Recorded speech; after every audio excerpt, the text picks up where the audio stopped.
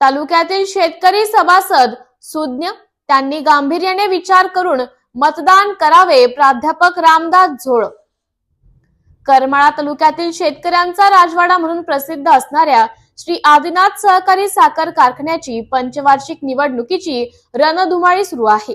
यामध्ये आमदार नारायणआबा पाटील, प्राध्यापक रामदास झोळ सर तर दुसरीकडे माजी आमदार संजय मामा शिंदे यांच्यात तिरंगी लढत लागली असून या निवडणुकीच्या रिंगणात उतरलेल्या गटांचा प्रचार देखील जोरदार सुरू आहे.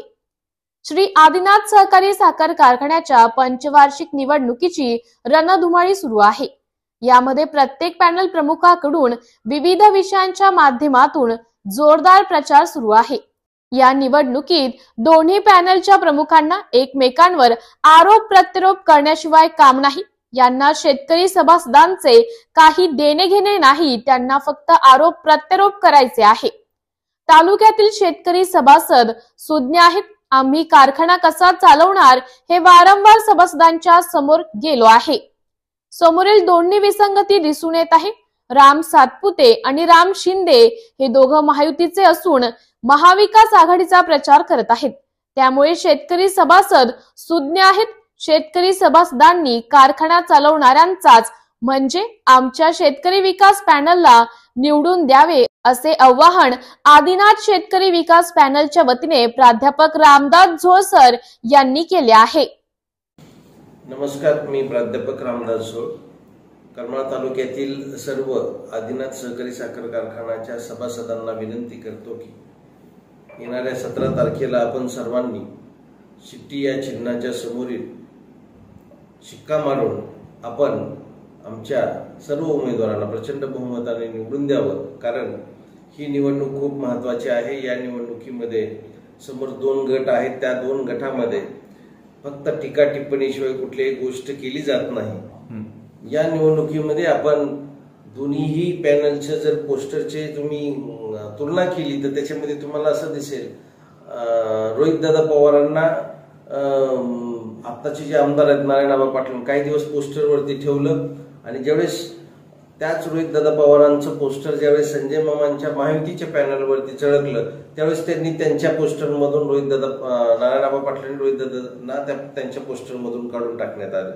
ज्यावेळेस राम शिंदे साहेबांची सभा आहे असं जाहीर करण्यात आलं, त्याचं जे पोस्टर झळकलं गेलं त्याच्यामध्ये पवार साहेबांना ह्यांना वगळण्यात आलं, मोहिते पाटलांना वगळण्यात आलं महाविकास आघाडीच्या प्रचार सभेमध्ये 12 गावातल्या सभेमध्ये. म्हणजे अशा पद्धतीने ही पोस्टरबाजी बनवा-बनवी ही सगळी दोन्ही पॅनलची चालू आहे. जनता त्याला ओळखून आहे, सुज्ञ आहे. आम्ही ही निवडणूक फक्त विकास या मुद्द्यावरती किंवा चालू करण्याच्या मुद्द्यावरतीच लढवत असून आम्ही हा कारखाना निश्चितच चालू करू. कारण ज्यावेळेस हा कारखाना 2-2.5 वर्षापूर्वी सहकारी तत्वावर झाला त्यावेळेस आम्ही या समोरील गटातील सर्वांना आम्ही आवाहन केलं होतं की हा कारखाना चालू करण्यासाठी मदत करा.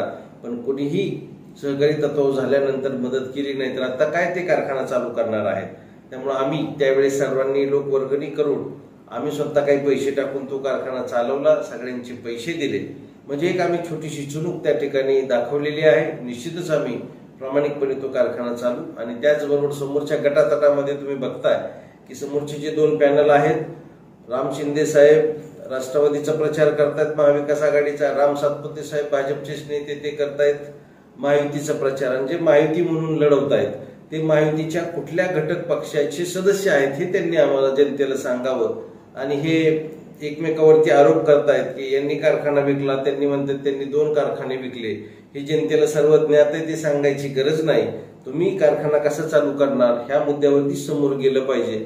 आणि मी सर्वांना पुन्हा एकदा विनंती करेल की ही जनता तालुक्यातील चाणाक्ष आहे, हुशार आहे. निश्चितच ती चांगल्या व्यक्तीला, चालू करणाऱ्या व्यक्तीला आणि जो त्यातला अनुभवी पण आहे आणि आम्ही कारखाना चालू करून दाखवलेला आहे, त्यामुळे निश्चितच तालुक्यातील जनता आम्हाला साथ देईल. पुन्हा एकदा तुम्हाला सर्वांना विनंती करतो की आपण सर्वांनी शिट्टी हे आमचं चिन्ह आहे.